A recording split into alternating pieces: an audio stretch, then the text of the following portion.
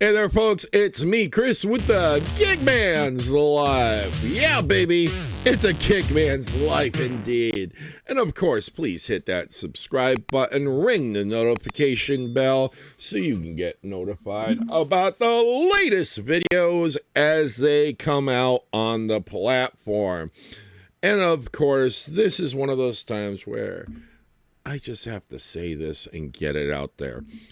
If you are operating on these platforms, and of course you run into protesters in any shape,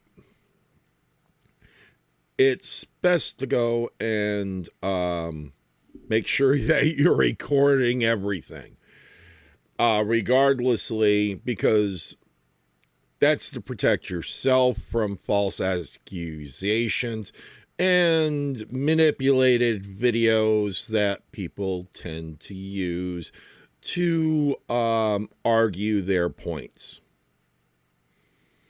and their agendas. So, just saying, make sure that you protect yourself and remember some of the rules that are with these platforms. That first off, if you're doing rideshare, always drop off at the safest locations. If you feel that it isn't a safe location for you to drop off, then make that decision. Make it clear that you're dropping them off here, because that is the situation that you're dealing with. Always do not trust these apps recording. I've been watching the records of when the app says it's recording, what it's recording, because sometimes it just records audio, doesn't record the video.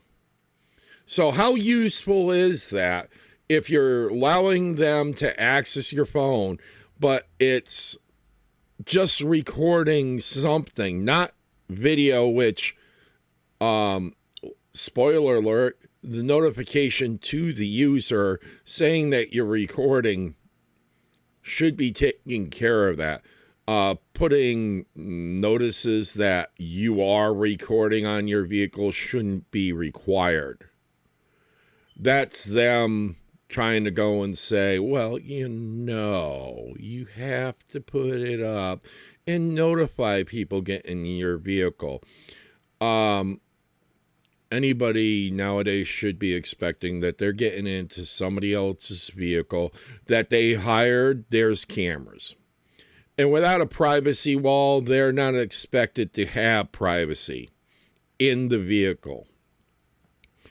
So there's a whole string of things that they like to play on this, but quite frankly, the safety issue of choosing what you're going to record isn't fair at all.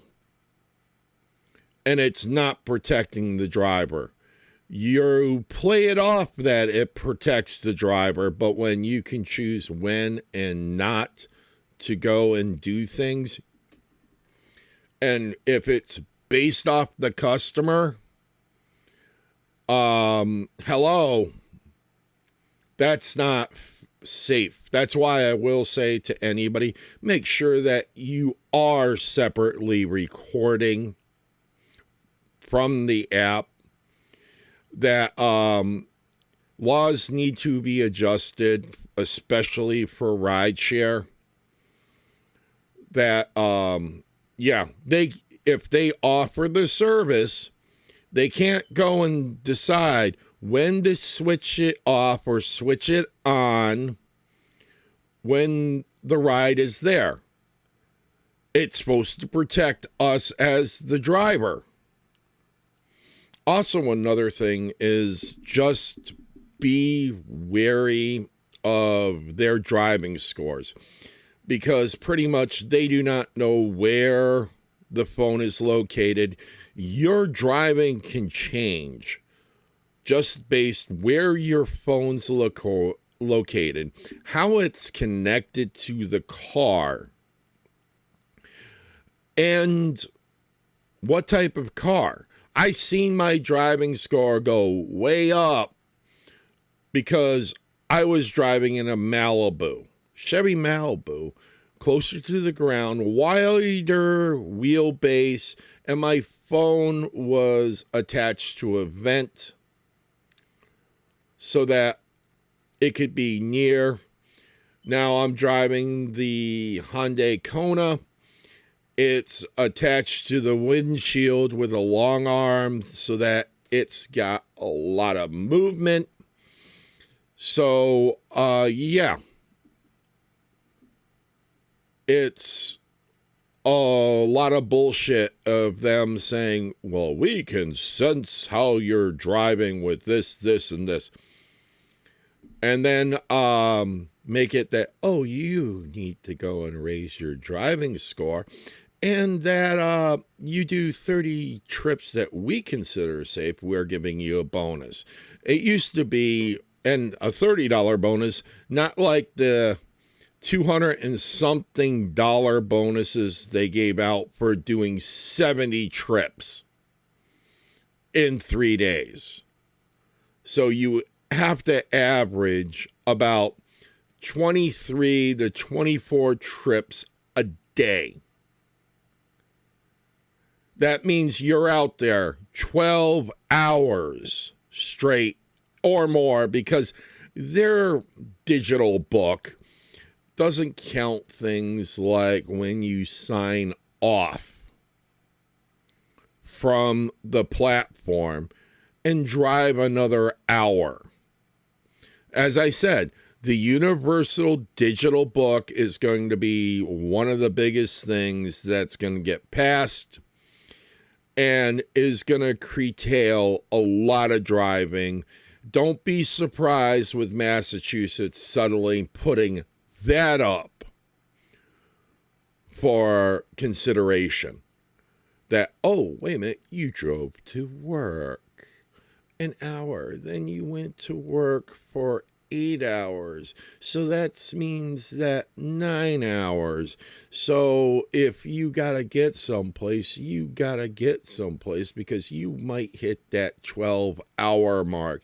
No stopping at the bars, no stopping at a restaurant to get dinner, no shopping unless it's your day off. Yeah, this is what a digital book will do. And as I said, we here are talking about anything that affects all of us. And the gig apps is going to be the big ones of how they're going to push it on to the rest of the public. So don't be surprised.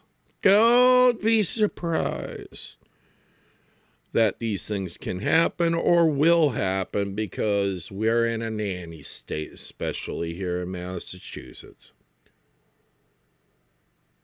But still, getting on to protesters and stuff, if you're going near them, always remember it's your safety first, passenger safety second, because you are driving a large vehicle. You need to make sure you can get that vehicle to a safe location to depart your passengers in a safe manner so that they can get on with their day. So that is how it is. And as always, thank you for watching.